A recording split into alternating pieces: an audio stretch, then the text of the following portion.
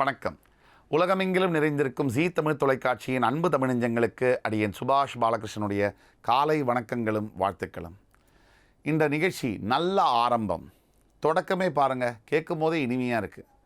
இன்றைக்கி நம்ம பேச போகிற நட்சத்திரம் உத்திர நட்சத்திரம். உத்திரம் ஐயப்ப சுவாமி அவதரித்த நட்சத்திரம்னு சொல்கிறாங்க. உத்திர நட்சத்திரம் சூரிய பகவானுடைய நட்சத்திரம். சூரிய பகவானுடைய வீட்டிலேயே இந்த சிறப்பு வேறு எந்த நட்சத்திரத்துக்கும் அமைதான்னு தெரியல. இந்த நட்சத்திரம் போல ஒளிமிக்க நட்சத்திரம் என்பது இருக்காது. உத்திரம் 1ஆம் பாதம் சிறப்புமிக்க நட்சத்திரம்.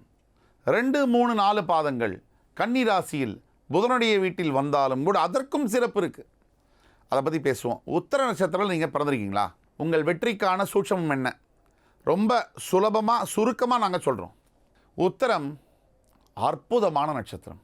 ஹரியும் ஹரனும் ஒன்று, அறியாதவார் வாயில் மண்ணு அப்படின்னு சொன்ன இந்த ஊரில் சிவனும் விஷ்ணுவும் ஒன்று அப்படின்னு நம்பக்கூடிய நட்சத்திரம்னா உத்திரம். 2 பேரும் இணைந்து தான் ஐயப்பன் அவதாரம் எடுக்கிறார். அந்த சபரிமலை ஸ்ரீ சாஸ்தா அவதரித்த புண்ணியமான நட்சத்திரத்தில் நம்ம பேசுகிறோம். உத்திர நட்சத்திரம் 1ஆம் பாதம் சிம்மராசியில் வருது. சிம்மராசியில் வருவதனாலேயே என்னவோ இந்த உத்திர நட்சத்திரம் 1ஆம் பாதத்தில் பிறந்தவர்கள் ஒரு வீட்டோடைய உத்திரம் போல தாங்கி பிடிப்பார்கள்.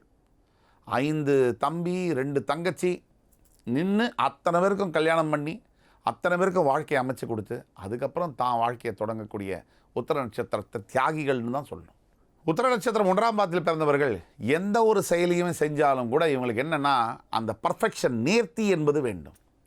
தொடக்கம் முதல் இறுதி வரை கரெக்டாக இருக்கணும், இல்லைன்னா ஒத்துக்க மாட்டாங்க. அந்த பழக்கம் உடையவர்கள். உத்திர நட்சத்திரம் 2ஆம் பாதத்தில் பிறந்தவங்க கன்னிராசியில் பிறக்கிறாங்களே, அவங்களுக்கு எப்படின்னா எந்த மாதிரி சவால் வந்தாலும் சரி, நீங்கள் உண்மையே சொல்கிறேன், நீங்கள் பயப்படுவீங்க. எந்த மாதிரி சவால், எந்த ஒரு மாதிரி பிரச்சனைகள் வந்தாலும் அதை சாதுரியமாக சமாளித்து இந்த கழுவுற மீனில் நழுவுற மீனுன்னு சொல்லுவாங்க. ஆனால் நழுவுற மீனில் அழுவுற மீனாக மாறி அதுலேருந்து வெளில வந்து தானும் காப்பாற்றிக்கிட்டு மற்றவங்களையும் காப்பாற்றுறது தான் உத்திரம் 2ஆம் பாதம். உத்திரம் 3ஆம் பாதத்தில் பிறப்பவர்கள் சமசப்தமத்தில் கும்பசனி வருவதனால் கொஞ்சம் கூட நேர்மையிலோ நியாயத்திலோ தர்மத்திலோ தவற மாட்டார்கள். இந்த உத்திர நட்சத்திரம் புதன், அதாவது சூரியனுடைய நட்சத்திரம் புதனுடைய வீட்டில் இந்த இணைவு பார்த்திங்கன்னா, புதன் ஒரு விஷயத்தை பக்குவப்படுத்தி நிதானப்படுத்தி அந்த உலக ஞானத்தை போதிப்பவர் புதன். சூரியன் பிரகாசம், ஒளித்தன்மை, கிரகங்கள் ஆட்சி உச்சம் எல்லாமே சூரியனை வச்சு தான். அப்போ சூரியனுடைய அந்த வலிமை என்பது, தாக்கம் என்பது உத்திரத்தின் மேலே இருக்கும். இந்த ரெண்டும் இணையும் பொழுது அதீத நிர்வாகத்திறனும் அதீத புத்தியும், அதாவது புத்தினா படிப்பறிவு ஏட்டுச் சுரக்கா அல்ல, அதாவது புத்தினா உலக அறிவு, ஒரு விஷயத்தை எப்படி செய்ய வேண்டும் எப்படி பார்க்க வேண்டும் என்கின்ற அறிவு. அது எந்த பள்ளிக்கூடத்துலையும் படிக்க முடியாது, இயற்கையாக வரக்கூடியது தான். திறமைகள் இயற்கையாக பெற்று உள்ளது தான் இந்த உத்திர நட்சத்திரம். அப்படிப்பட்ட அருமையான நட்சத்திரம். யாரையும் சொந்தக்காரர்களை நண்பர்களை விட்டு கொடுக்க மாட்டாங்க. இப்போ உத்திர நட்சத்திரம் ஜெயிக்கணும்னா 3 சிறந்த வழிகள் என்ன? முதல்ல நீங்கள் செய்ய வேண்டியது, உங்களுடைய மூதாதையர்களுக்கு நீங்கள் செய்ய வேண்டிய நித்திய கர்மாவை செய்ய வேண்டும். அதில் நீங்கள் தோற்றுடுறீங்க. கரெக்டாக எந்த வெளிநாட்டில் இருந்தாலும் எங்கே இருந்தாலும் மூதாதையருக்கு நீங்கள் செய்ய வேண்டிய கர்மாவை செய்தால் மிகப்பெரிய வாய்ப்புகள் கிடைக்கும். வாழ்க்கையே புரட்டி போடக்கூடிய அளவில் வெற்றிகள் குவியும். 2வது சூட்சமம், உங்களுடைய வீட்டில் இருக்கக்கூடிய தலச்சம் குழந்தைகளுக்கு நீங்கள் பெயர் சூட்டும் பொழுது கூடிய மட்டும் ஆண் குழந்தையாக இருந்தாக விஷ்ணு சம்பந்தப்பட்ட பெயரையும், பெண் குழந்தையாக இருந்தாக காமாட்சி அம்பாள் சம்பந்தப்பட்ட பெயரையும் சூட்டுவது, அம்பாள் சம்பந்தப்பட்ட பெயரை சூட்டுவது மிக அருமையாக இருக்கும். 3வது சூட்சமம், இந்த உத்திர நட்சத்திரத்தில் பிறக்கிறவங்களுக்கு ரொம்ப முக்கியமான ஒரு விஷயம் என்னென்னா, பணத்தை சேமித்து வைக்கும் பொழுது அதை எங்கே சேமித்து வைக்க வேண்டும், எவ்வளவு செலவு செய்ய வேண்டும் என்பதில் கவனமாக இருக்க வேண்டும். எதிரிகளிடையே அளவுக்கு அதிகமாக பேசுவது, உங்களுடைய சொந்த விஷயங்களை பற்றி சொல்வது, இதெல்லாம் இருக்கக்கூடாது. எந்த ஒரு விஷயத்துக்காகவும் நான் சொல்கிறேன், கடன் மட்டும் வாங்கக்கூடாது. வீட்டுக்கடன் உட்பட வாகன கடன் உட்பட நீங்கள் தவிர்ப்பது நல்லது.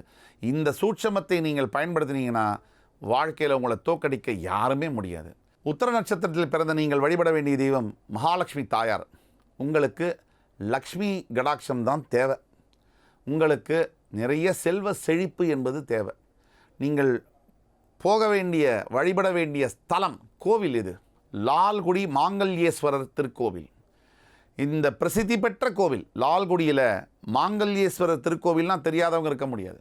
அங்கே சென்று சிவனுக்கு வில்வ மாலை அணிவித்து சிவனுடைய தரிசனம் பெற்று அவருக்கு அபிஷேகம் செய்து தர்ம காரியங்கள், அதாவது உணவு தர்மமாக கொடுப்பது இந்த ஸ்தலத்தில் மிக மிக முக்கியம். அப்படி செய்யும் பொழுது இந்த உத்திர நட்சத்திரத்தில் பிறந்த உங்களுடைய அத்துணை விதமான பிரச்சனைகளும் உடனடியாக நீங்கக்கூடிய வாய்ப்புகள் இருக்குது.